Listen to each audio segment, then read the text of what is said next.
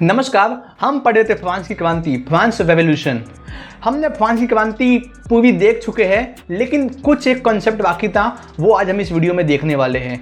हमने इसके पहले फ्रांस की क्रांति के 5 वीडियो ला चुके हैं। अभी तक आपने वो नहीं देखे, जाके देख लीजिए ताकि आपको ये वाला पार्ट समझने में आसानी होगी। आज हम देखेंगे कि जो क्रांति हुई, उस क्रांति से लोगों की जो आम जिंदगी थी उस पर क्या असर पड़ा। The revolution and everyday life, मतलब लोगों की जो जिंदगी थी, जो रोजाना की जिंदगी थी, उस पर क्या असर पड़ा और फ्रांस की क्रांति के जो क्या क्या परिणाम हुए, आज हम ये सब कुछ देखने वाले हैं। देखिए क्या हुआ कि 1789 के बाद जो है फ्रांस में अनेक प्रकार के परिवर्तन देखने को मिले थे। क्रांतिकारी सरकार आई थी, उस सरकार ने जो है स्वतंत्रता और समानता के आदर्शों को रोजाना की जिंदगी में उतारने का प्रयास किया। लोगों को एहसास दिलाया कि भाई तुम स्वतंत्र हो, सबके लिए अधिकार समान है। लोगों को ये एहसास दिलाया, लोगों ने अपने उसको जीवन में फॉलो किया।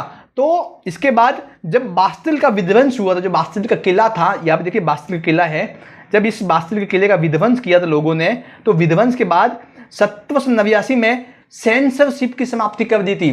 फ्रांस में एक बहुत घटिया कानून था, सेंसरशिप का कानून। उस कानून के तहत किसी को अपनी किताब निकालनी है, किसी को अखबार में कुछ लिखना है, किसी को नाटक प्रस्तुत करना है, तो उसको पहले वो राजा के जो अधिकारी थे उनके सामने जाकर प्रस्तुत करना पड़ेगा, किताब दिखानी पड़ेगी। कुछ गलत लिखा हुआ होगा तो वो हटाना पड़ेगा, उसके बाद जो है इसको लागू किया जाएगा। मतलब कि जो गलत है उसको हटा के बेचो, मतलब जैसा राजा चाहता है वही लिखो, वही दिखाओ, वही अखबार में छापो। तो ये था सेंसरशिप का कानून। मतलब कि एक तरह से अभिव्यक्ति की आज़ादी पर जो है प्रतिबंध लगा था। तो बास्तिल के विध्वंस के बाद सेंसरशिप जो कानून था उसकी समाप्ति कर दी गई थी। इसके बाद जब समाप्ति कर दी गई तो लोगों ने किताबों में अपने विचार छापने स्टार्ट किए, अखबारों में अपने लेख छापने स्टार्ट किए, नाटक अलग अलग प्रकार के प्रस्तुत करने लगे लोगों को जागरूक करने के लिए।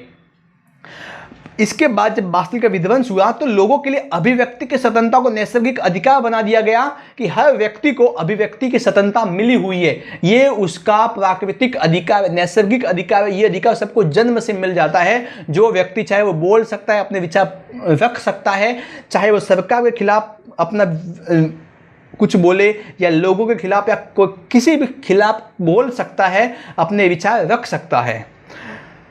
अखबार, पर्चों और पुस्तकों पर छपी तस्वीर की बाढ़ आ गई। मतलब कि भाई साहब जब सेंसरशिप का कानून हटा, सभी लोग अपने विचार लोगों को बताना चाहते, देखो मेरे ये विचार है। लोग अखबार में लिख रहे, पुस्तकें छाप रहे, पन्ने बांट रहे, तो एक बहुत ही ज़्यादा मार्केट में फैल गया ये सब। और यहाँ तक कि जो तस्वीरें जी थी ना अखबार में, अभी पहले से लिखते थे, अभी भाई जो लोग पढ़ नहीं पाते वो क्या करेंगे, तो अभी तस्वीर छाप के अखबार में तस्वीर छापी जाने लगी। और वही जो अखबार थे अभी वो गाँव देहातों में जाने लगे और वहाँ पर लोग जाके देखते थे, समझते थे कि अच्छा ये है, ये है। क्योंकि सभी लोग तो पढ़े लिखे नहीं थे, तो जो पढ़े लिखे नहीं थे उनके लिए जो देखने का माध्यम तस्वीर वगैरह ये जो है अखबार में छापी जाती थी। वहां पे प्रेस स्वतंत्रता का मतलब क्या था कि मतलब फ्रांस में प्रेस स्वतंत्रता मतलब क्या था कि किसी भी घटना पर परस्पर विरोधी विचार भी व्यक्त किया जा सकता है। कोई भी घटना हो, ऐसा नहीं कि हम उसका समर्थन ही करेंगे, हम उस पर विरोध भी कर सकते हैं। यह था स्वतंत्रता या प्रेस स्वतंत्रता का अधिकार।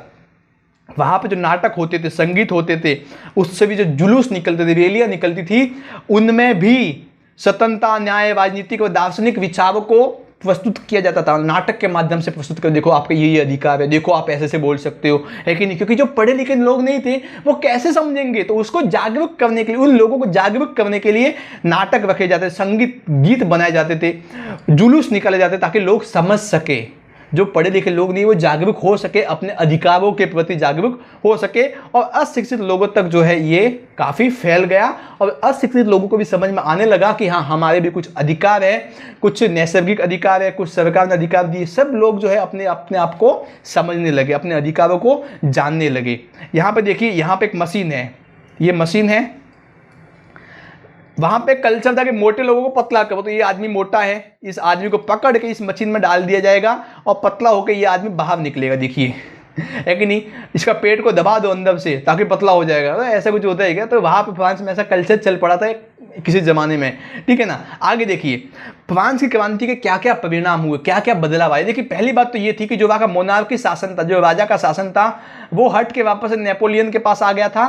तो एक तरह से जो शासन था, जो क्रांति थी, वो 360 डिग्री के एंगल में ही चली। मतलब कि एकदम से घूम फिर के वहीं पे वापस से क्रांति आ गई।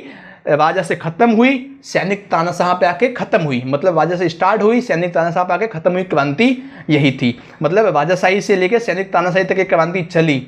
जब नेपोलियन की मौत हो गई तो उसके बाद वापस से जो लुई की संतानें थी उनको गद्दी पे बिठा दिया गया था, वो अपना चलाते थे। हाँ, अलग से जो नेशनल असेंबली थी वो चलती थी, ठीक है ना। जो नेपोलियन द्वारा जो चर्च की पुनर्स्थापना की गई, जब जैकोबिनो का शासन आया था तो उसने सभी चर्च को बंद कर दिया गया था, लेकिन जब नेपोलियन आया तो उसने चर्च को वापस से जो है खोल दिया, उसकी पुनर्स्थापना कर दी गई। जो कुलीन, जब बास्तिल का विध्वंस हुआ था, बास्तिल के विध्वंस के बाद बहुत से सामंत, बहुत से कुलीन जो है दूसरे देशों में भाग गए थे, तो उन दूसरे देशों से वापस से लौट के अपने देश में आ गए। हालांकि यहाँ लौट के आए तो उनकी जमीन वगैरह वापस कुछ मिली नहीं, वो अपना खुद के बसा के रहने लगे थे वो सामंत वहाँ पे फ्रांस में, ठीक है ना।